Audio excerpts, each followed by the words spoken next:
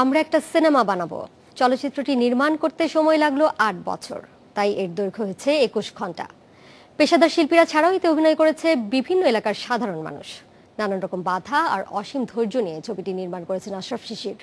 দাবি করছেন পৃথিবীর ইতিহাসের দীর্ঘতম চলচ্চিত্র এটি।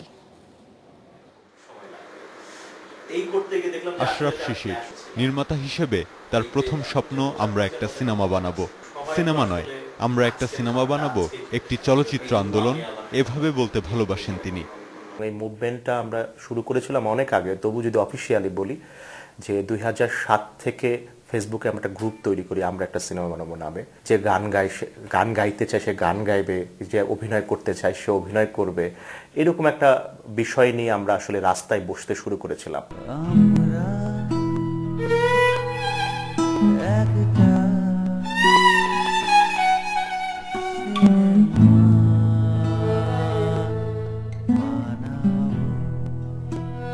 ছবির বিষয়বস্তু পরিচালকের জীবন ঘনিষ্ঠ, তার চলচ্চিত্র ভাবনা এবং আশেপাশের মানুষদের নিয়েই গড়ে উঠেছে ছবির কাহিনী। এই ছবিটি নির্মাণে তার সময় লেগেছে ৮ বছর। অভিনয় শিল্পী প্রায় ৪,০০০ এবং দৈর্ঘ্য ২১ ঘন্টা। এই ছবিটা আমার জীবন দিয়ে বানানো, অর্থাৎ আমার যে জীবনের যে যাত্রা, আমার এই হাঁটা চলার পথে এই মানুষগুলো আমার পাশে এসেছে, আমার সঙ্গে দেখা করেছে, তাদের কথাগুলো বলেছে। ট্রেলরে আপনি একটা অদ্ভুত মানুষকে দেখতে পান, সে সিনেমা নিয়ে অনেক হিজিবিজি কথা বলে। এরকম একটা মানুষ বাস্তব জীবনেই ছিলেন।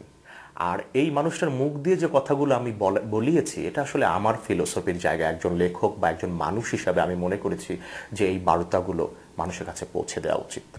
এত বড় দৈর্ঘ্যের সিনেমা বাংলাদেশে তো অবশ্যই প্রথম। ফিকশন হিসেবে চলচ্চিত্র ইতিহাসে সবচেয়ে বড় সিনেমা। এখন প্রশ্ন হলো, এত বড় সিনেমা প্রেক্ষাগৃহে প্রদর্শন হবে কিভাবে? আমাদের এই ছবিটাকে এই মুহূর্তে আমরা ৮টি চ্যাপ্টারে ভাগ করেছি, নট পার্ট বা কোনো পর্ব বা এপিসোড না। এটা বাংলাদেশের প্রেক্ষাগৃহে যখন রিলিজ হবে তখন এটা এক একটা চ্যাপ্টারে হবে ২ থেকে ২.৫ ঘন্টা দৈর্ঘ্যে, এবং হয়তো ৩ মাস বা ৬ মাসের মতো ইন্টারভেল দিয়ে আমরা পরবর্তী চ্যাপ্টার রিলিজ করবো, যাতে দর্শকরা সহজে হলে গিয়ে দেখতে পারেন। চার্লস চ্যাপলিন, বার্ডম্যান, ডিসিকা, রসোলিনি, ফেলিনি, গদার, গ্রুসো, ট্রুফো, ব্রেসো, ওজু, কুরোসাওয়া, বার্তোলুচি, আমি দুহাতে আলিঙ্গন করব। এখন চলছে সিনেমার পোস্ট প্রোডাকশনের কাজ। পরিচালকের আশা, আগামী বছরে মুক্তি দিতে পারবেন ছবিটি। সাথে প্রস্তুতি নিচ্ছেন আন্তর্জাতিক চলচ্চিত্র উৎসবে অংশ নেয়ার। ইয়াসিফ আকবর, ইন্ডিপেন্ডেন্ট নিউজ, ঢাকা।